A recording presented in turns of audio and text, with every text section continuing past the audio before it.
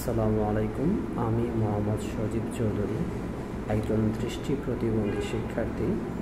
আমার মাও একজন দৃষ্টি প্রতিবন্ধী। আমি পড়াশোনা করছি জাহাঙ্গীরনগর বিশ্ববিদ্যালয়ের বাংলা বিভাগে। আমার বিশ্ববিদ্যালয় জীবনে অভিভাবকের মতো শিক্ষাবৃত্তি প্রদানের মাধ্যমে আমার পাশে ছিল লেটস ফর ওয়ার্ক বাংলাদেশ।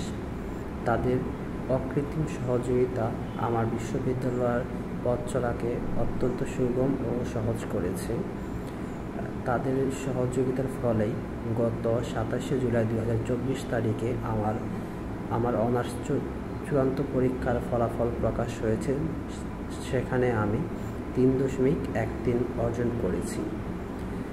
আমার প্রতি তাদের এই অকৃত্রিম সহযোগিতার জন্য লেটস ফর ওয়ার্ক বাংলাদেশের মাননীয় প্রেসিডেন্ট ও লেটস ফর ওয়ার্ক বাংলাদেশের সকল সদস্যদের প্রতি আমি কৃতজ্ঞ।